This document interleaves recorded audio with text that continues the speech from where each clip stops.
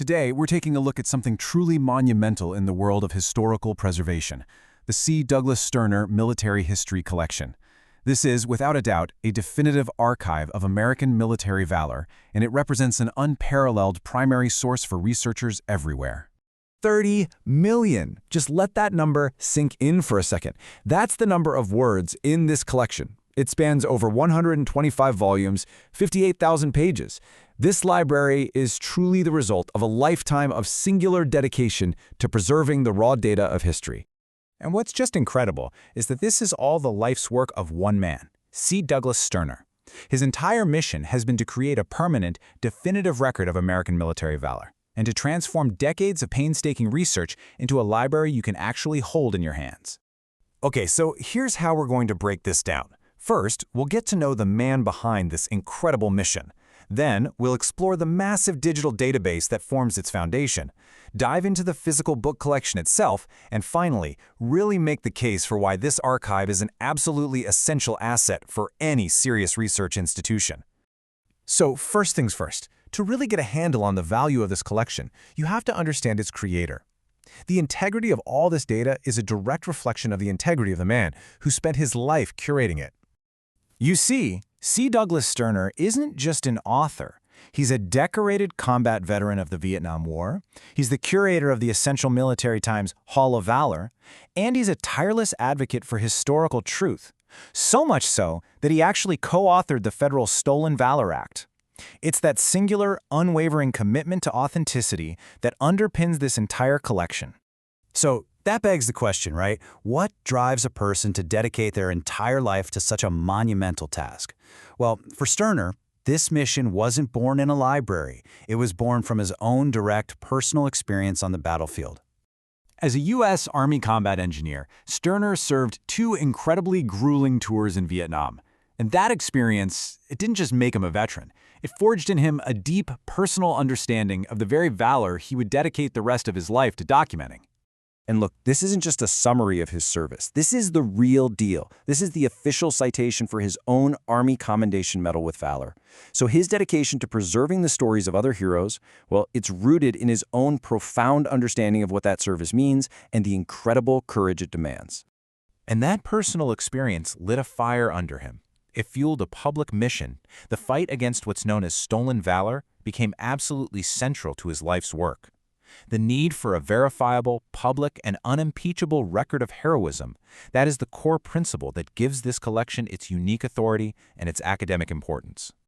Okay, so before there were any books, there was the database. Sterner's work created the digital bedrock that the entire physical library is built on. Let's take a look at the engine behind this massive archive. As the curator for the Military Times Hall of Valor, Sterner built the world's most comprehensive unofficial database of its kind. Period. For any researcher, this digital archive is an essential starting point, and it's the source data for the entire book collection we're talking about today. And this really reveals the meticulous, systematic approach behind the data. We're not just talking about indexing names here. We're talking about digitizing the full citations for every single Medal of Honor, Navy Cross, and Air Force Cross. This level of completeness it's simply unmatched, and it provides an incredibly robust foundation of verified data. So, you've got this incredible digital resource. The big question is, how do you make it permanent? How do you make it accessible and ready for the rigors of academic research? Well, you transform it into a meticulously organized library. And this is the result. The digital archive is rendered into a permanent, tangible research tool. This isn't just data anymore, it's a curated physical collection designed for serious study, ensuring this history is preserved for generations, totally independent of any single website or server. The format of every single volume is purpose-built for scholarship. The large 8.5 by 11 pages give you plenty of space, the full-text citations offer that crucial primary source detail, and the dedicated note sections at the end actually transform these books from static references into active research instruments. But here's what's so crucial. This collection goes way beyond simple lists of names. The appendices are, frankly, a goldmine of structured data. They enable totally new forms of sociological, historical, and statistical analysis, with information compiled in a way you just cannot find anywhere else. This comprehensive scope builds into a powerful academic asset. The true power of the collection really lies in its logical organization, which makes targeted research not just possible, but incredibly efficient. Let's just take one example, the Army's Distinguished Service Cross, or DSC. A researcher studying World War II can just pull the specific volumes for that conflict, which are already organized alphabetically. This level of granularity saves countless hours that would otherwise be spent sifting through disparate, unorganized records. And this organizational clarity is what transforms a simple collection into a true research tool. A scholar could analyze the leadership styles of West Point graduates by studying their award citations. A historian could reconstruct a specific battle by cross-referencing the volumes on the 11th Armored Cavalry in Vietnam.